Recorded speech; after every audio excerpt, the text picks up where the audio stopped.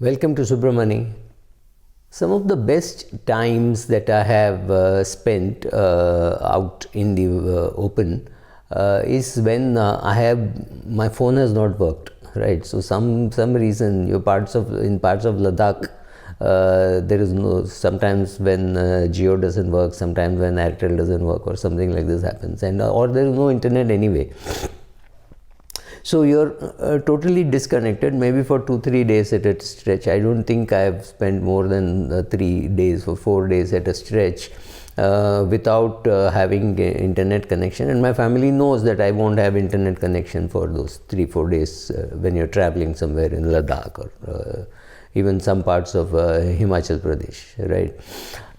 Nowadays things must have improved, but I'm saying 4-5 years back, pre-COVID, when I was traveling much more, and then I would be worried as to what has happened, and it could be Monday, Tuesday, Wednesday, which means 3 marketing days, 3 market days when something is happening in the markets and equity markets.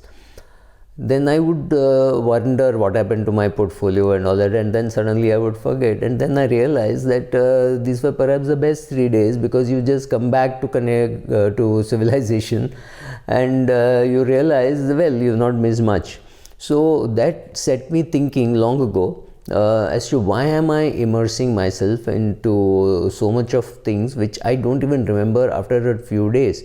Right. So how much of reading do you want to do? Take a case of the NSE judgment by SEBI, right? So when I saw the news item, I thought it was a bad judgment, but I did not go and read it. I would wait for Suchita Dalal to do a post on it, and it's a bad decision, I know it, and there's nothing that I'm going to do about it. Another thing is, this is at least a point of view.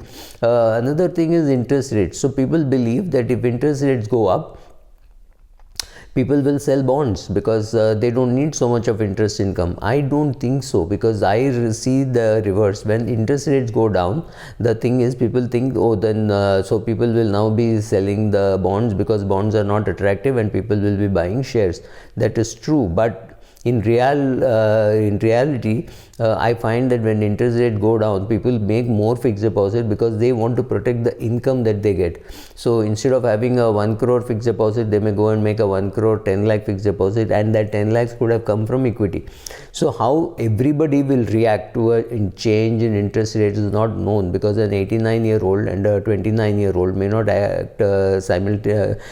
act similarly, right? So what will happen is not known, and even assuming for a minute that this is exactly how people are going to react, we have no clue when will interest rates go up. So I do an SIP even in a gilt fund, because I do not know when interest rates will go up or go down. So exactly why I do an SIP in equity fund, I do an SIP even in a gilt fund with a longish duration.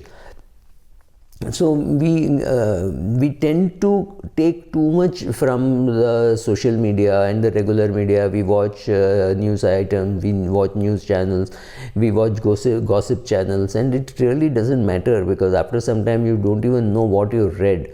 So if you go to all social media channels, including YouTube, which you're watching, or Twitter, chances are that something will be thrown at you which you may or may not want, but you'll click on it and blah blah blah. You started somewhere and you went somewhere else, so that drift happens. So I decided that I will cut myself off a lot of media for so many hours a day and things like that. Didn't work much, so I'm largely off media. So I don't have a television at home. For a long time I have not had a television. If I want to catch something, I go online and catch it. And I know now many people who do not have a television at home. So it's not very common, but there are a lot of people now today who have given up. So if the noise is not really helping you, if the short-term news items or something like that, I mean, you can read about the death of an artist or an industrialist, and that it's over. You're not going to do anything beyond that, right? So similarly, There will be many things which you will read which you have no clue, like ethanol duty has been cut from 30% to 5%. How is it going to help you? Is it good for the sugar industry, bad for the sugar industry? You need to maybe think about it. But beyond that, if you read 5 articles, 6 articles, you get more and more confused. So there are 3 types of people in the market. Those who know that they don't know, they can't predict about the future, or they don't know what is going to happen in the markets.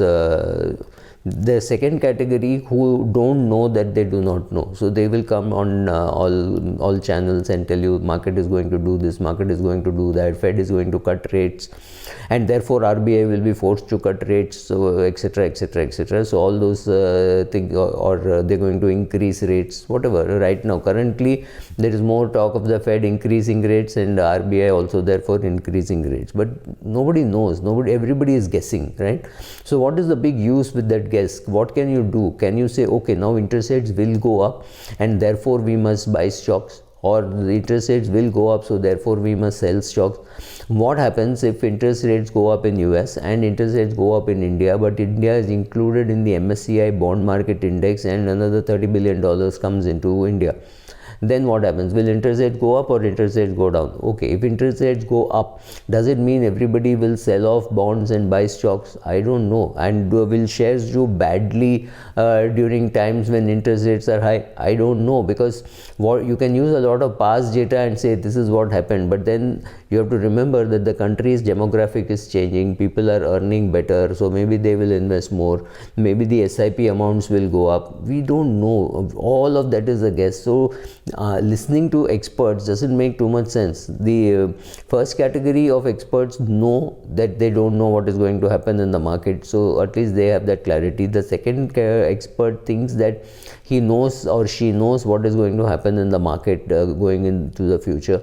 The third category is the most dangerous. They know that they don't know, but for them it pays them well to sound like they know, right? So they know what they are doing. So into these categories, all your experts fall into these 3 categories, and the best thing is you should know that everybody is just trying to guess. So it does not really matter. There is just too much noise in the market.